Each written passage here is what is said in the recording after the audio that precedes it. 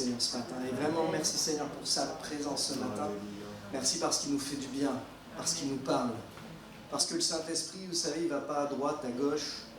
Le Saint-Esprit, il a une direction pour nos vies. Et ce matin, je crois que vraiment, il y a un message pour certaines personnes ce matin. Je veux vraiment qu'on puisse ensemble s'attacher à la parole de Dieu, la regarder, peut-être des choses que vous avez déjà lues, des tas de fois, que vous avez déjà peut-être entendues. Mais je crois que le Seigneur nous emmène toujours à regarder les choses sous un regard nouveau, sous le regard du Saint-Esprit. Amen. Amen. Alors, c'est pas Pâques aujourd'hui, mais je vais vous parler de la mort à la résurrection. Ce sera le titre de mon message ce matin. Parce que je crois, et on va lire un passage où vraiment le Seigneur va agir. On voit plusieurs fois, c'est vrai qu'il y a la résurrection de Jésus-Christ, mais dans la parole de Dieu, il y a plusieurs passages où il y a un moment de résurrection, un moment de vie. Et ce matin, j'aimerais que l'on puisse être encouragé à venir de cette mort à la vie. Si les choses qui sont anciennes sont passées, voici toutes choses sont devenues nouvelles. Alors, dans d'autres mots, ce qui était mort a été ressuscité en Christ. Amen. Est-ce que vous êtes prêts ce matin à laisser l'Esprit de Dieu faire passer des choses qui sont mortes à des choses qui vivent? Est-ce que vous voulez laisser l'Esprit de Dieu agir en vous ce matin et laisser cet esprit de résurrection, le même esprit qui est ressuscité à Christ, ressusciter les choses qui sont mortes? Et j'aimerais qu'on puisse commencer en lisant, si ça marche, un fameux passage dans l'évangile de Marc au chapitre 5. On va commencer, donc c'est du verset 21 au verset 43, on va faire cette lecture ensemble, on va faire toute cette lecture. C'est un passage, vous avez entendu parler, c'est la résurrection de la fille de Jairus. Vous connaissez ce passage. La plupart d'entre vous, je crois que vous l'avez déjà lu. C'est un passage également, ce texte est dans les 3 évangiles, pas dans les 4, Jean n'en parle pas, mais on le voit dans Matthieu, on le voit dans Marc, on va lire, et également dans Luc. Les 3 rapportent, je ne vais pas dire mot pour mot, mais rapportent les mêmes événements, dans le même ordre, rapportent les mêmes choses. C'est toujours bon de resituer un texte dans son contexte. L'histoire commence, les évangiles nous racontent plusieurs événements de Jésus, mais il y a un certain enchaînement suivant, dans plusieurs jours, il y a des enchaînements d'événements qui vont se passer, des événements miraculeux. Et tout commence par une tempête. Jésus dit, allons de l'autre bord à ses disciples, plusieurs barques partent, et là, une tempête commence. Une tempête s'abat. Une tempête qui n'était pas attendue. Et derrière cette tempête, plusieurs événements miraculeux vont se passer. Tout d'abord, Jésus va se lever dans la barque et va dire à la mer et au vent, silence, tais-toi. Et c'est comme un ordre intimé aux puissances occultes, et comme la puissance et la parole de Dieu qui s'affirment dans des situations. On voit ensuite cet homme qui était lié, ce cadavre, je ne sais plus comment on dit, mais cadavrien, voilà, merci, qui était là, qui était lié par des chaînes qui va être déliées. Et le texte ici dans Marc, l'évangile de Matthieu, l'évangile de Luc rapportent certains événements aussi qui se sont passés entre, mais tout ça est un flux. On va passer sur la résurrection, la fille de Jairus, on va parler aussi de la fin atteinte de la perte de sang, parce que ça se passe en même temps. Et j'aimerais vraiment qu'on puisse se mettre dans ce contexte. On peut avoir des tempêtes. Ça va faire tempête parce qu'on s'est mis dans des mauvaises situations. Des tempêtes aussi parce qu'il y a des tempêtes spirituelles. Des choses qui empêchent la volonté de Dieu, qui veulent empêcher, la volonté de Dieu de s'accomplir. Mais Jésus-Christ est souverain ce matin. Et si vous êtes là, vous êtes au bon endroit. Pourquoi? Parce que Jésus est là. Amen. Allez, on va commencer à lire. Jésus dans la barque, donc encore une fois, il vient de retraverser la mer, le miracle de cette possession, de cette délivrance vient de se passer. Jésus dans la barque regagna l'autre rive où une grande foule s'assembla près de lui. Il était au bord de la mer. Alors vint un des chefs de la synagogue nommé Jairus, qui, l'ayant aperçu, se jeta à ses pieds et lui adressa cet instant de prière. « Ma petite fille est à l'extrémité, viens, impose-lui les mains afin qu'elle soit sauvée et qu'elle vive. » Jésus s'en alla avec lui et une grande foule le suivait et le pressait. Or, il y avait une femme atteinte d'une perte de sang depuis 12 ans. Elle avait beaucoup souffert entre les mains de plusieurs médecins. Elle avait dépensé tout ce qu'elle possédait et elle n'avait éprouvé aucun soulagement, mais était allée plutôt en empirant. ayant entendu parler de Jésus, elle vint dans la foule, par derrière, et toucha son vêtement. Car elle disait, si je puis seulement toucher ses vêtements, je serai guérie. Au même instant, la perte de sang s'arrêta, et elle sentit dans son corps qu'elle était guérie de son mal. Jésus connut aussitôt en lui-même qu'une force était sortie de lui, et se retourna au milieu de la foule et dit, qui a touché et se retournant au milieu de la foule, il dit, qui a touché mes vêtements? Ses disciples lui dirent, tu vois la foule qui te presse, et tu dis, qui m'a touché? Et il regardait autour de lui pour voir celle qui avait fait cela. La femme, effrayée et tremblante, sachant que ce qui s'était passé en elle, vint se jeter à ses pieds et lui dit toute la vérité. Mais Jésus lui dit, ma fille, ta foi t'a sauvée, va en paix et sois guérie de ton mal. Comme il parlait encore, survint de chez le chef de la synagogue des gens qui dirent, ta fille est morte, pourquoi importuner davantage le maître? Et Jésus, sans tenir compte de ces paroles, dit au chef de la synagogue, ne crains pas, crois seulement, et il ne permit à personne de l'accompagner, si ce n'est à Pierre, à Jacques et à Jean, frère de Jacques. Ils arrivèrent à la maison du chef de la synagogue, où Jésus vit une fille bruyante, et des gens qui pleuraient et poussaient de grands cris. Il entra et leur dit, pourquoi faites-vous du bruit, et pourquoi pleurez-vous? L'enfant n'est pas morte, mais elle dort. Et il se moquait de lui. Alors, ayant fait sortir tout le monde, il prit avec lui le père et la mère de l'enfant, et ceux qui l'avaient accompagné, et il entra là où était l'enfant. Il la saisit par la main et lui dit, Talita Koumi, ce qui signifie jeune fille, lève-toi, je te le dis. Aussitôt, la jeune fille se leva et se mit à marcher, qu'elle avait 12 ans, et ils furent dans un grand étonnement. Jésus leur adressa une forte recommandation pour que personne ne sût la chose, et il dit qu'on donna à manger à la jeune fille. Amen. Amen. C'est une belle histoire. C'est vrai que c'est des choses qu'on entend plutôt dans des réunions d'évangélisation. Mais le Seigneur veut nous parler ce matin, parce que je crois qu'il n'y a pas d'évangélisation, il n'y a pas de culte ou de choses comme ça. Dieu parle à tout moment, dans nos vies. Et ce n'est pas parce qu'on est inconverti, c'est-à-dire qu'on ne connaît pas Dieu, qu'on va être touché d'une certaine manière et qu'on croit, et alors on va être touché d'une autre manière. Dieu nous parle, tantôt d'une manière, tantôt d'une autre. Qu'on puisse prendre garde d'écouter vraiment ce que Dieu a à nous dire ce matin. 2 histoires imbriquées. Ça semble un petit peu, même quand on lit l'histoire, on se dit, enfin je sais pas, moi j'ai du mal des fois quand on passe du coq à l'âne, mais on commence une histoire, il y en a une autre qui vient se mettre au milieu, puis on retrouve l'histoire, on se dit mais pourquoi ça? Et puis, ce qui est quand même assez surprenant, c'est que dans les 3 évangiles, encore une fois, c'est rapporté de la même manière. Autant certains événements ne sont pas forcément rapportés dans chacun des évangiles, mais là, ce passage-là est rapporté de la même manière. Et j'aimerais vraiment qu'on les prenne ensemble. On pourrait les étudier l'un après l'autre. Mais ce matin, j'aimerais qu'on les prenne ensemble. Parce que ces événements se passent ensemble. Et je voudrais qu'on regarde ce matin quelles sont les parties qui sont similaires dans cette histoire. Quelles sont les choses qui, dans les 2 histoires qu'on entend, celle de cette jeune fille avec Jairus, son père, et celle de cette femme atteinte de la perte de sang, quelles sont les choses que Dieu veut encore pointer ce matin? Et il y a aussi des spécificités dans chacune de ces 2 histoires. Jésus n'est pas là pour faire un process et pour dire, voilà, les choses vont toujours se passer de la même manière, mais Jésus est là pour parler à chacun, dans sa détresse, dans sa situation, personnellement, avec des moyens spécifiques. Et j'aimerais qu'on puisse ensuite regarder cette partie-là. On va commencer d'abord, si vous le voulez bien, par les similitudes. Je ne vais essayer de ne pas être trop long, parce que au plus je cherchais, au plus je trouvais. C'est des fois pénible, hein, parce que vous voulez vous arrêter, vous dites ça y est, c'est bon. Et puis là, boum, encore autre chose. Alors au bout d'un moment, j'étais obligé de m'arrêter. Alors vous en trouverez peut-être d'autres, je vous encourage. La Bible dit que plus on commence à chercher, plus on trouve. Alors si je vous garantis, je n'ai pas du tout trouvé. J'ai dû m'arrêter parce que sinon je serais encore en train de... Voilà. La première similitude. La foule, l'agitation.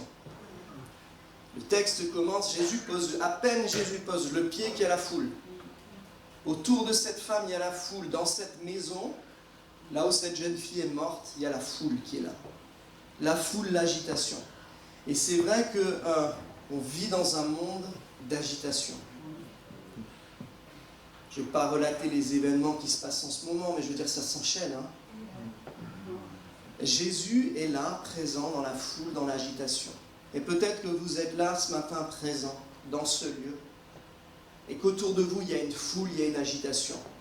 Je ne parle pas de votre voisin, de votre voisine, je parle vraiment dans votre tête ce matin.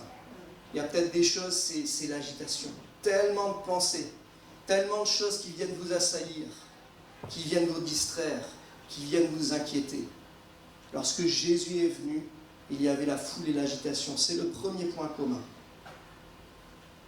Le deuxième, c'est la mort. La mort de cette jeune fille, elle est d'abord à l'extrémité, puis on apprend ensuite dans le texte qu'elle est morte. Mais cette femme avec la perte de sang, elle est vouée à la mort. Ça fait 12 ans qu'elle s'éteint à petit feu.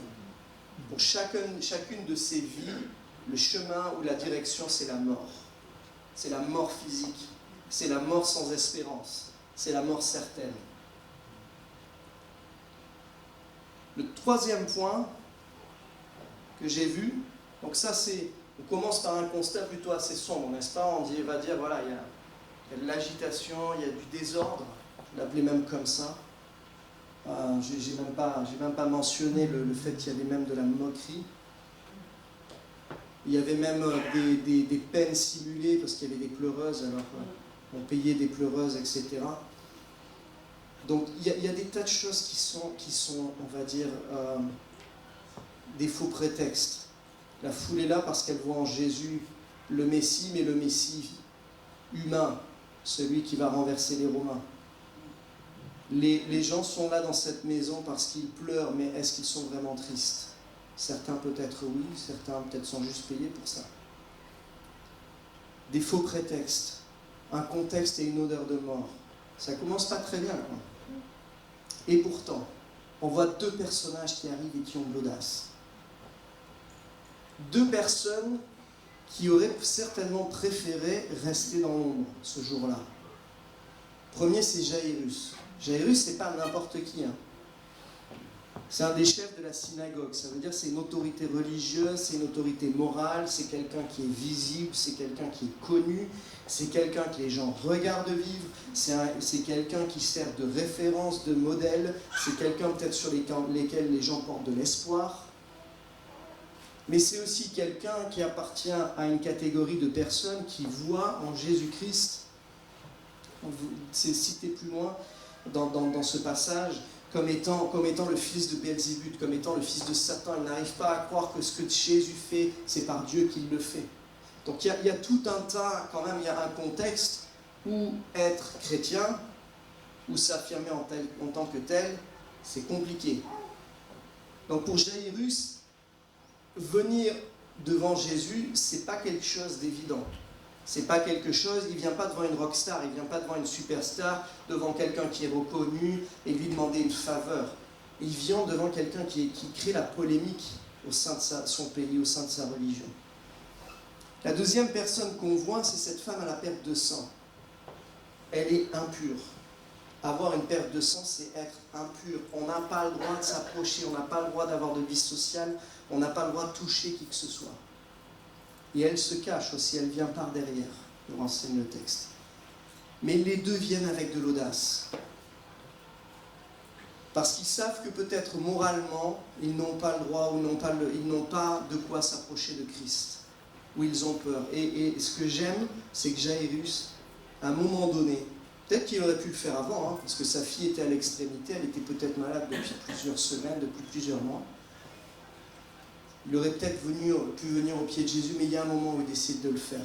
Il y a un moment donné où le fait qu'il soit un des chefs de la synagogue n'a plus d'importance. Et il remet les choses dans l'ordre. Et même avec cette femme qui était atteinte d'une perte de sang, elle remet les choses dans l'ordre, elle dit j'y vais. Et je crois que ce matin, peut-être dans vos situations, dans votre vie, dans ce que vous avez, il y a peut-être besoin de remettre de l'ordre dans votre tête.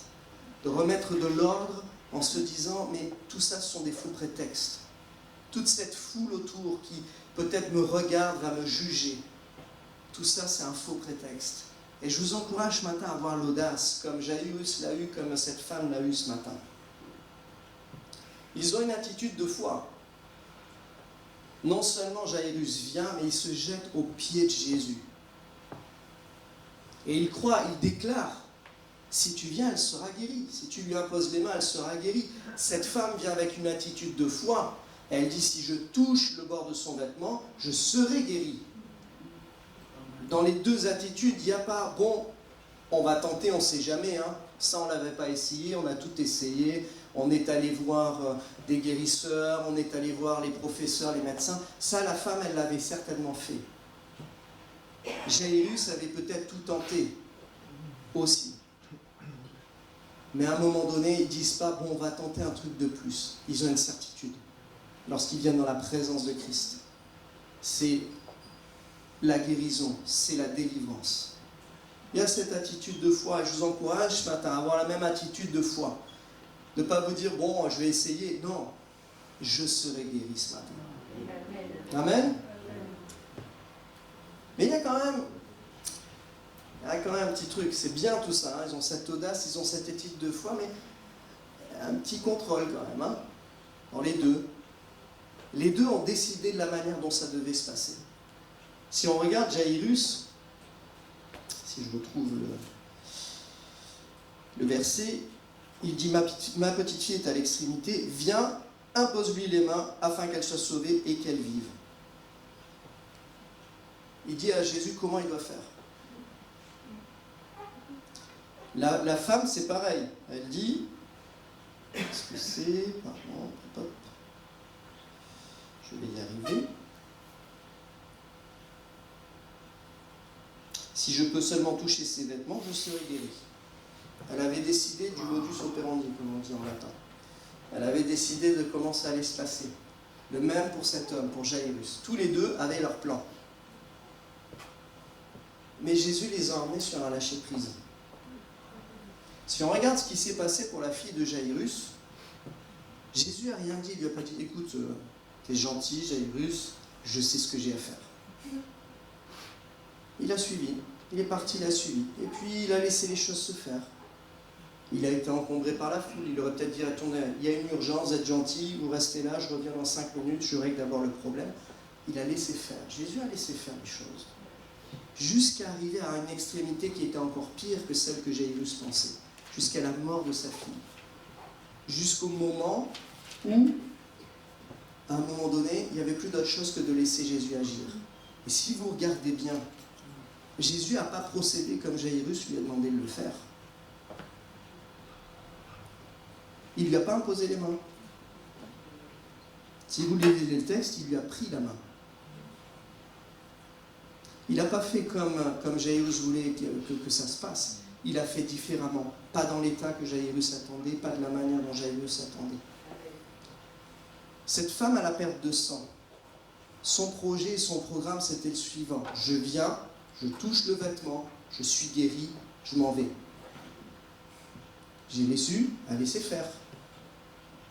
Mais, à un moment donné, il a dit, une force est sortie de moi. Et il a cherché qui c'était. Et il a mis cette femme aussi devant les autres. Elle qui voulait certainement être anonyme, pas être découverte, elle a eu, toute tremblante, à dire la vérité, ce qu'elle avait fait. Pourquoi ? Parce que Jésus avait un plan pour elle. Ce n'était pas seulement qu'elle soit guérie. Avant de parler de guérison, Jésus lui parle de salut. Il lui parle de paix. Il parle aussi d'adoption. On va le voir plus tard. Mais Jésus vient et il ne veut pas, il n'est pas là pour laisser les choses se faire comme nous on le désire. Il a son plan. Mais il ne fera pas brutalement. Hein. Il a ni confronté cette femme ni Jairus à leur volonté de contrôle. Et ce matin, je vous encourage ce matin parce qu'on est tous les mêmes. Moi, je suis pareil. Enfin, je sais pas, moi j'aime bien le contrôle, j'aime bien les choses, quand c'est bien fait, quand c'est comme je veux, quand voilà, j'ai bien réfléchi, voilà, etc. J'essaie de planifier. Dans mon travail, c'est comme ça. Il faut planifier, il faut bien organiser, il faut réfléchir 2 fois avant de faire les choses. Donc ça, c'est ma nature. J'aime bien le contrôle. J'aime bien dire, quand je prie, et je dois l'admettre, j'aime bien dire au Seigneur comment est-ce que les choses doivent se passer, si possible, même quand. Si possible, tout de suite, parce que quand j'ai un problème, j'aime pas que ça dure. Non, enfin, je suis peut-être le seul, mais... Donc, j'ai à peu près mon plan, je fais un planning pour le Seigneur, c'est bien organisé. Mais le Seigneur, vous avez remarqué, des fois, ça ne se passe pas du tout comme on avait prévu. Enfin, c'est pas des fois, c'est tout le temps. Et moi, je vous encourage à lâcher prise ce matin. Vous avez peut-être des besoins légitimes. Je ne suis pas en train de dire que ce que vous demandez au Seigneur, ce n'est pas légitime. Attention, c'est légitime. Mais à un moment donné, c'est le Seigneur qui fait, c'est pas nous. C'est pas nous. C'est pas nous qui sommes dans le contrôle. On ne va pas dire au Seigneur, Jésus, le pasteur, il va venir, il va prier pour telle personne, la personne va être guérie. C'est pas comme ça que ça va se passer. C'est pas, je vais organiser ça, je vais faire un repas, je vais inviter telle personne, on va parler, la personne va croire. Je vais amener la personne à l'église, la personne va croire. C'est pas comme ça que ça se passe. Dieu nous demande, c'est vrai, d'avoir de l'audace, d'avoir une attitude de foi. Mais le contrôle, c'est lui, c'est pas nous. Amen. Allez, j'avance un peu parce que là, on n'en est que même pas un quart. Je plaisante. La crainte et la paix. Ces deux situations, ces deux émotions sont là. Jairus se jette aux pieds de Jésus. Il est dans cette crainte pour sa fille. J'imagine, enfin je ne sais pas vous, mais quand Jairus arrive aussi après, alors il voit certainement cette femme guérie, j'imagine, il débat de là, il dit ah c'est super. Je pense qu'il devait, je ne sais même pas s'il a réalisé que cette femme était guérie, il devait être tellement stressé par la situation à la maison. Et au moment donné où ça y est, Jésus commence à arriver,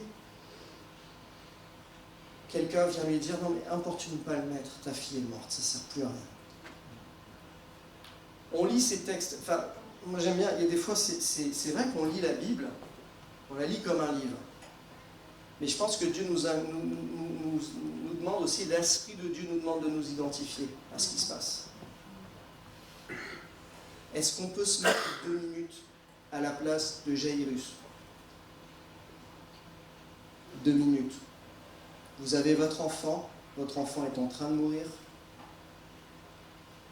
Vous priez, l'Église prie, votre enfant meurt. Qu'est-ce qui se passe dans nos têtes? Soyons honnêtes.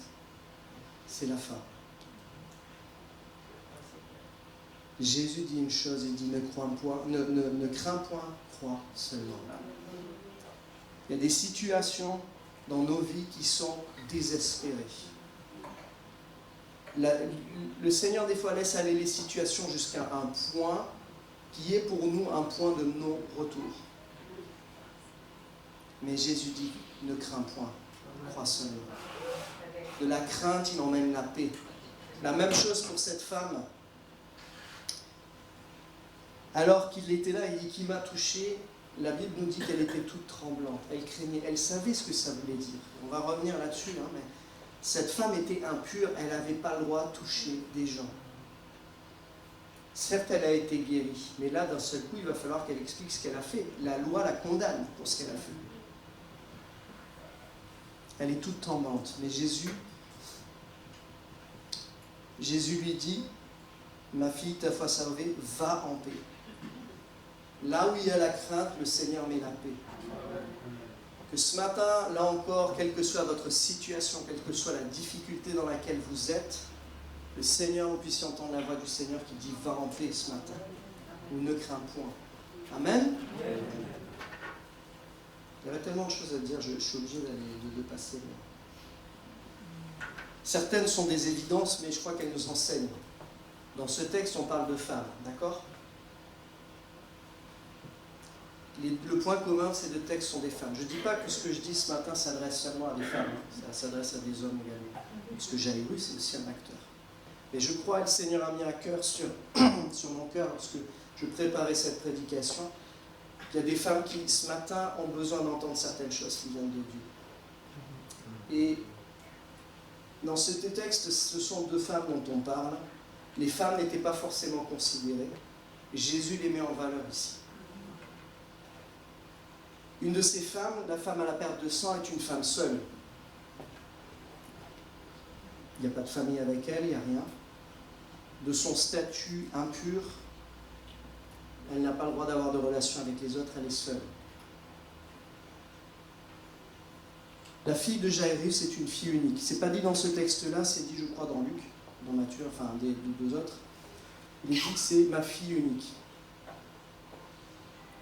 Et c'est vraiment cette image vraiment aussi dans la vision des femmes, c'est la vision aussi de la transmission, c'est la vision de la fécondité, n'est-ce pas? C'est la vision de pouvoir transmettre quelque chose.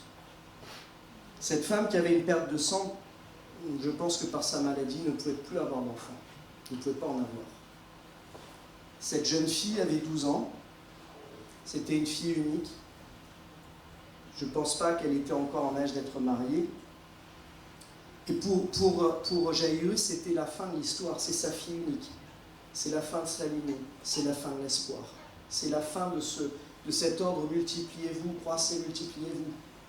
Et c'est comme une coupure, c'est comme une coupure dans la transmission, vraiment dans aller plus loin. Et ce matin, vraiment, il y a peut-être quelqu'un qui se dit, mais Seigneur, moi je suis là, et je parle peut-être spirituellement, peut-être physiquement aussi, mais je n'arrive pas à procréer, je ne peux pas avoir d'enfant, que ce soit spirituel ou ce que je voulais transmettre à mes enfants, c'est arrêté, c'est mort.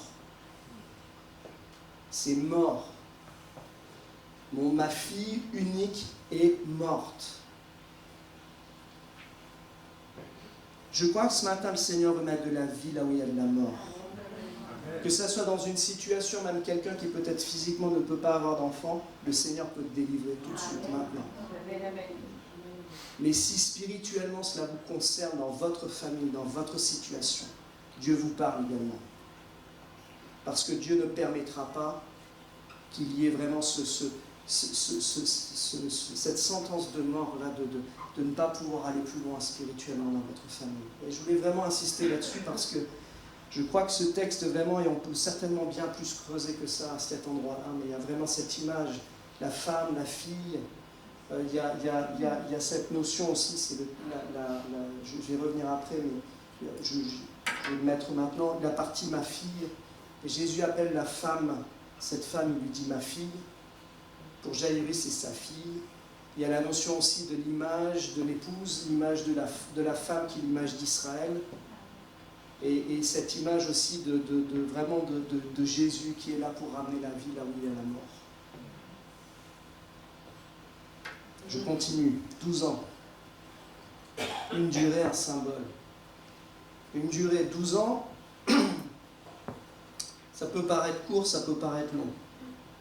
12 ans de maladie, je pense que ça paraît plutôt long. Hein. Mais une jeune fille de 12 ans, ça fait court, non? Pour mourir.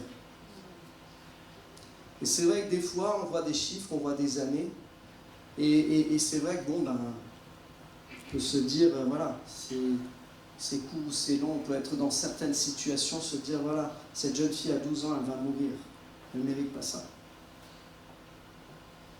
Cette femme, ça fait 12 ans qu'elle souffre, 12 ans, c'est long. Il y a ces 12 années qui sont là, dans cette histoire, et c'est rapporté dans chacune, encore une fois, des évangiles, ce ne sont pas des chiffres qui sont là au hasard.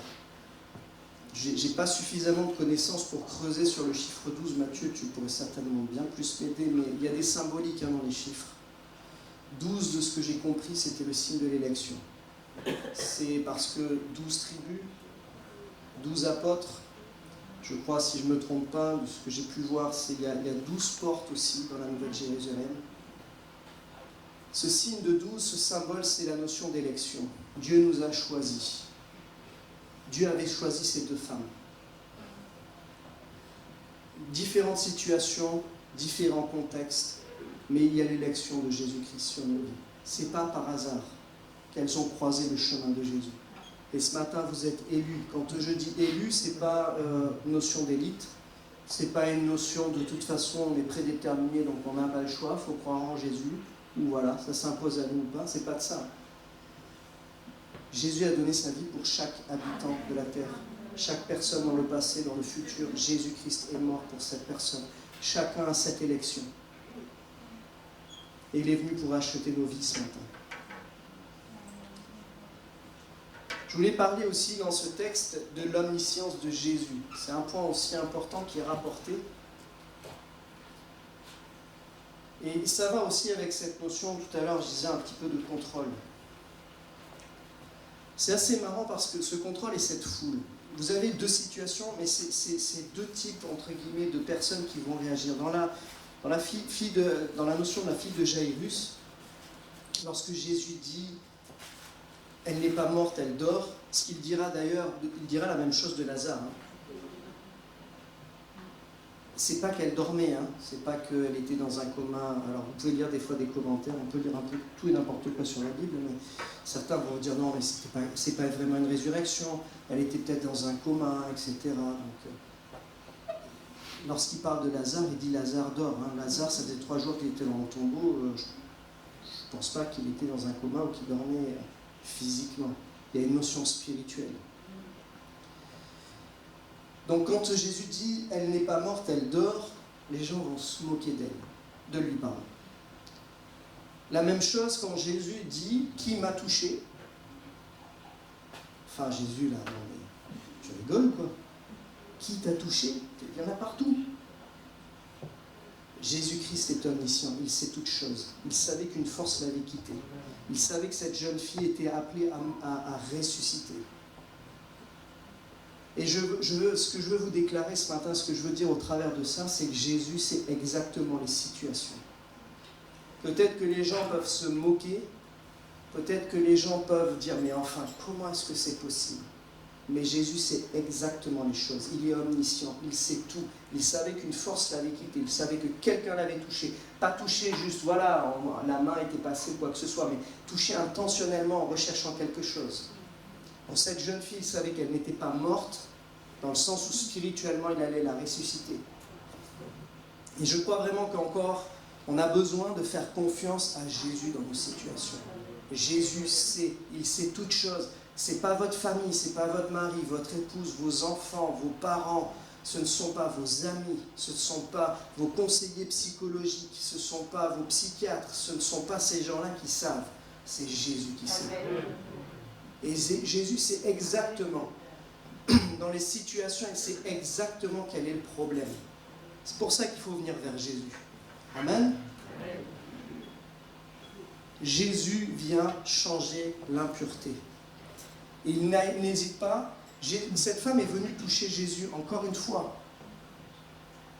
En touchant Jésus, elle rendait Jésus impur. Par la loi. Cette fille était morte, la fille de Jairus. Jésus lui prit la main. Toucher un cadavre,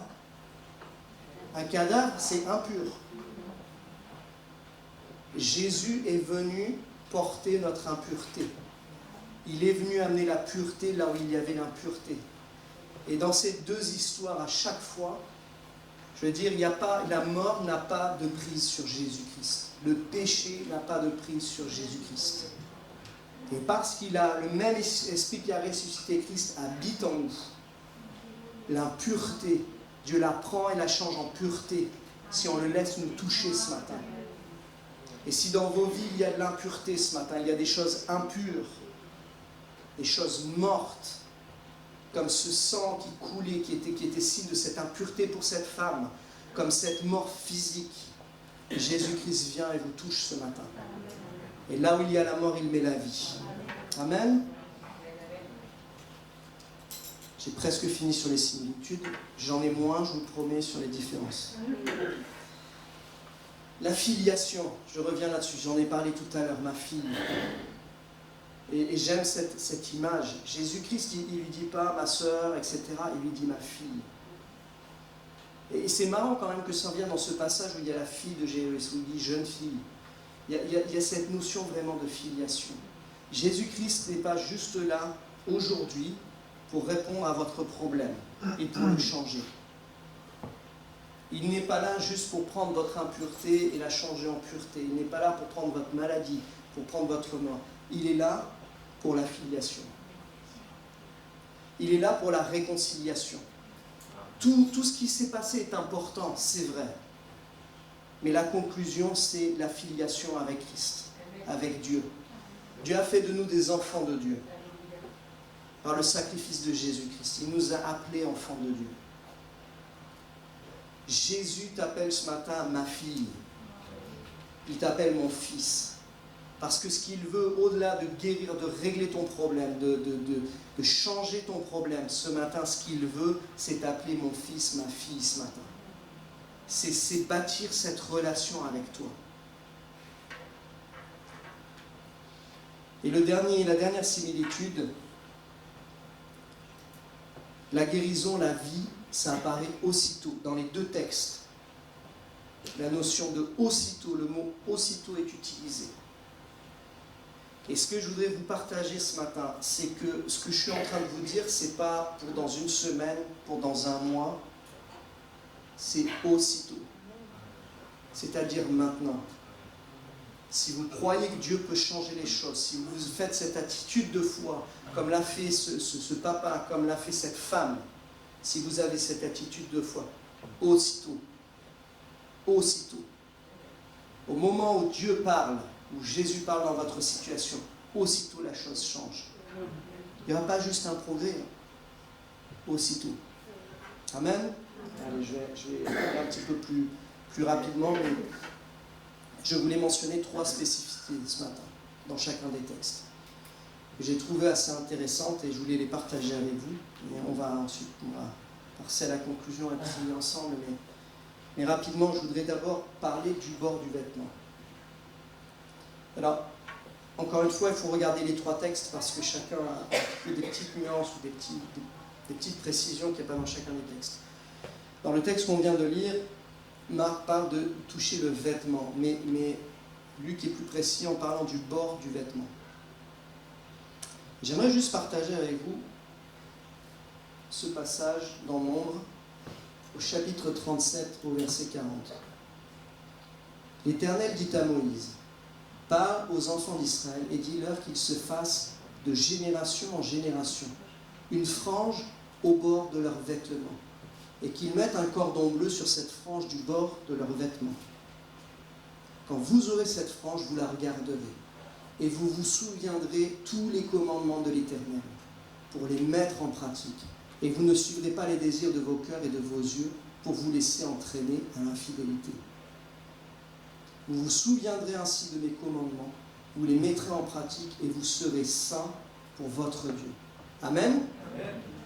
Cette femme, elle n'est pas venue toucher n'importe quelle part de tous les hommes, de génération en génération, une frange au bord du vêtement. Elle est venue toucher le bord du vêtement. Qu'est-ce que voulait dire pour elle le bord de ce vêtement? C'est ce qui est écrit ici. Vous vous souviendrez, vous la regarderez. Cette femme, elle a vu le bord du vêtement. Vous vous souviendrez tous les commandements de l'Éternel. Peut-être qu'elle se retrouvait dans cette situation, peut-être elle y était pour rien, mais peut-être que ça lui ramenait à beaucoup de choses dans sa vie, beaucoup d'infidélité, beaucoup de choses qui, peut-être, elle n'avait pas suivi, qu'elle avait manqué. Vous ne suivrez pas les désirs de vos cœurs et vos yeux, vous laisserez entraîner l'infidélité. Vous vous souviendrez ainsi de mes commandements, vous les mettrez en pratique et vous ne serez pas saints pour votre Dieu. Pour moi, je vois cette femme qui touche le bord du vêtement comme venant chercher cette sainteté. On a parlé de purification. Comme chercher aussi cette repentance. En touchant le bord du vêtement, elle n'est pas venue toucher un objet magique de Jésus, parce que c'était le vêtement de Jésus, alors qu'il y a une force qui pouvait sortir. Elle est venue toucher ce que Dieu avait dit. Lisez le contexte de Nombre, vous verrez pourquoi Dieu a demandé ça. Et c'est assez intéressant. Mais cette partie-là, moi je vous encourage ce matin. Ne venez pas de manière superstitieuse dans la présence de Dieu. Souvent on pense que ce sont les autres qui sont superstitieux. Souvent on pense que ce sont les autres religions qui sont superstitieuses, mais on est superstitieux. Parce qu'on croit à certaines manières d'agir. On va croire que si tel pasteur prie pour nous, je l'ai déjà dit, si telle personne prie pour nous, alors on va être guéri. On croit que si telle chose, si on jeûne, si ceci, si cela, etc. C'est pas ça qu'elle est venue chercher, cette femme. Elle est venue chercher ça. La repentance, la sainteté. Et moi, je vous encourage à faire la même chose ce matin. La deuxième spécificité, ce sont les 3 témoins. Ça, c'est dans le passage de la fille de Jaïrus. Vous avez remarqué qu'il y avait la foule, il y avait tout ça, et Jésus dit, il fait partir tout le monde, et il n'en garde que 3. Pierre, Jacques et Jean. Ces 3-là, on les retrouve assez souvent, c'est vraiment, je ne vais pas dire la garde rapprochée de Jésus, mais ce sont les gens qui sont autour de lui, vraiment qui gravitent de très proche avec lui. Pourquoi 3 ? Là encore, on pourra aller assez loin. Mais il y a une symbolique qui est importante. 3, le Père, le Fils, l'Esprit. C'est clair ? Je veux dire, quand Jésus vient, c'est pas juste Jésus, c'est la Trinité, c'est Dieu dans son ensemble. Matthieu nous en a parlé la dernière fois, et c'est Dieu dans son ensemble, Dieu le Père, Dieu le Fils, Dieu le Saint-Esprit. Dieu vient à notre rencontre, c'est ce symbole des trois. Il y a trois autres choses aussi, l'eau, le sang et l'esprit.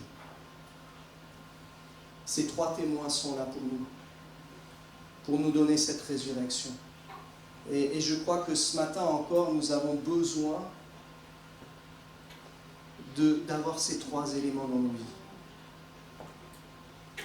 Ces trois éléments, ces trois personnes d'une part, Dieu le Père, Dieu le Fils, Dieu l'Esprit. C'est important. On ne peut pas juste avoir Dieu le Père, ou Dieu le Fils, ou Dieu le Saint-Esprit. Les trois habitent en nous. Mais on ne peut pas avoir juste l'eau, le baptême, sans le sang et l'esprit. On ne peut pas avoir le sang, on ne peut pas avoir l'esprit tout seul. On ne peut pas avoir deux des éléments tout seul. On a besoin des trois dans notre vie. Et je vous appelle à laisser l'Esprit de Dieu ce matin vous toucher encore une fois, dans chacune de nos vies.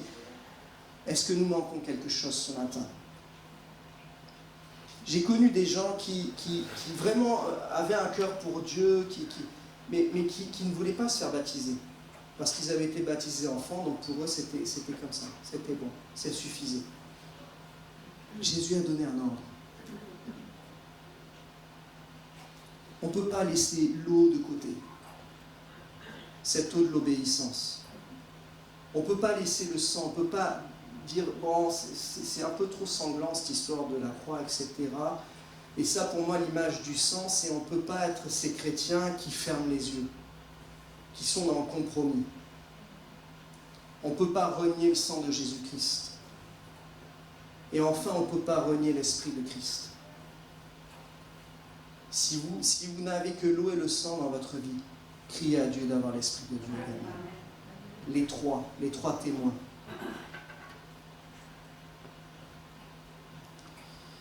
Dans l'histoire de la fille de Jairus, une des spécificités aussi qu'on ne trouve pas dans notre passage, c'est le fait de faire venir. Il y a les trois témoins, mais il y a aussi le père et la mère, l'image de la famille. Il n'y a que le père qui est allé, et là on retrouve le père et la mère. Pour moi, ça m'a posé pas mal de questions, et ça va avec le dernier point que je mentionnerai ici avant de conclure. Je crois que, je ne veux pas dire que le père et la mère avaient une responsabilité dans la situation, c'est pas écrit, on ne veut pas extrapoler. Mais à un moment donné, je pense qu'il fallait qu'ils viennent, il y avait besoin de reconstruire cette famille, certainement. Il y avait besoin d'avoir autour de cette fille, il y avait quelque chose qui n'allait pas. Et je crois que dans nos situations, parfois, Dieu nous emmène aussi à revenir sur la famille, de revenir sur les choses essentielles. Il y a eu un don spirituel ce matin dans cette direction-là. Et moi, je vous encourage à revenir dans cette direction de la famille. Jésus a fait venir le père et la mère. Il n'a pas dit juste à Jairus, tu montes avec moi, puis la mère, elle attendait en bas. Non, il a pris la mère avec lui aussi. Et je vais le mettre aussi en parallèle. Et pourquoi est-ce que je parle de ça, de la nourriture? Il y a un élément assez troublant à la fin de ce récit. Enfin, troublant. On le retrouve les trois fois, c'est mentionné les trois fois, à chaque fois.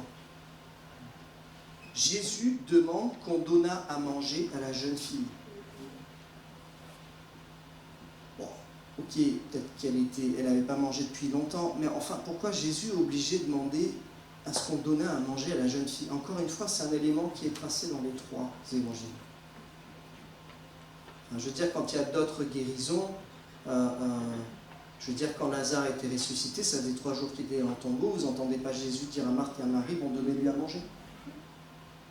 Pourquoi est-ce que dans ce texte, on parle de nourriture ici? Pourquoi est-ce que Jésus intime l'ordre de donner à manger à cette jeune fille? Et je le rattache au point d'avant. Encore une fois, je ne veux pas extrapoler ce que la Bible ne dit pas, mais je veux m'en servir pour dire peut-être c'est votre situation. Si vous ne donnez pas à manger à vos enfants, et ça je parle spirituellement, si vous ne les nourrissez pas, s'ils n'ont pas cette crainte de Dieu, Et je parle pour moi, hein, je suis un papa, j'ai des enfants, et je le dis pour moi, hein, c'est un challenge, c'est une difficulté qu'on a tous à faire face, en tant que parents, en tant que grands-parents. Qu'est-ce qu'on donne à manger à nos enfants? Et Jésus-Christ peut ressusciter les situations dans vos familles. Là où il y a la mort, il peut mettre la vie. Mais Jésus vous donne un ordre, donnez-leur à manger. Et je crois qu'en tant qu'Église, et je l'ai déjà dit ici, on est une Église, on n'a pas beaucoup d'enfants, on n'a pas beaucoup de jeunes. Et je crois que le Seigneur nous intime un ordre ce matin. Il nous a donné l'eau, le sang et l'esprit, les 3 témoins. Jésus-Christ est notre Père. Dieu est notre Père, pardon. Nous avons l'Église, symbole de la mère. Mais je crois que l'Église doit donner à manger à nos enfants ce matin. Si on veut qu'ils sortent de leur situation, si on veut que les défis auxquels ils sont exposés, et ce n'est pas des petits défis, hein. Je pense qu'on a tous eu une enfance, on n'a pas eu aux mêmes époques, mais je ne pense pas qu'on ait été exposés de la même manière que nos enfants, nos jeunes sont exposés aujourd'hui. Notre rôle, c'est de leur donner à manger. Si Jésus-Christ fait un miracle dans leur vie, s'ils reviennent à Dieu et que nous, on ne leur donne rien à manger, on répond pas à l'ordre de l'Éternel. Jésus a ressuscité cette fille, mais il a demandé à ses parents de la nourrir. Que ce matin, on puisse prendre vraiment ça à cœur. Et juste ma conclusion maintenant. Je voulais faire un parallèle avec la résurrection de Lazare et juste prendre quelques versets parce que je crois qu'ils peuvent nous interpeller. C'est avant la résurrection de Lazare, c'est lorsque Marthe vient auprès de Jésus. Et Marthe lui demande, quelque part, s'il n'est pas arrivé trop tard, elle lui demande, elle le challenge un petit peu. Mais Jésus lui dit, il parle à Marthe et il parle à chacun de nous ce matin. Il me parle, il vous parle. Je suis la résurrection et la vie. Celui qui croit en moi vivra, quand même il sera mort. Et quiconque vit et croit en moi ne mourra jamais. Crois-tu cela? Et ma conclusion ce matin, c'est cette phrase. Crois-tu cela? Ces 2 versets, vous les voyez. Comment est-ce qu'ils résonnent dans votre vie? Comment est-ce qu'ils résonnent dans ma vie ce matin? Je suis la résurrection et la vie. Ce matin, c'est quoi notre situation? C'est quoi la difficulté? Qu'est-ce qui est mort dans nos vies? Qu'est-ce qui est mort dans nos familles? Qu'est-ce qui est mort dans nos situations? Je suis la résurrection et la vie. Ce matin, est-ce que vous allez laisser l'Esprit de Dieu? Cet Esprit, allez-vous le croire ce matin? Allez-vous mettre votre foi en pratique ce matin? Crois-tu cela? Qu'on puisse répondre, on dise oui, je le crois, Seigneur. Amen. On va prier ensemble. Seigneur, nous te remercions pour ta parole. Te disons merci. Parce qu'elle nous enseigne toujours, et même sur des passages, peut-être, on pourrait croire qu'ils peuvent juste être enseignés.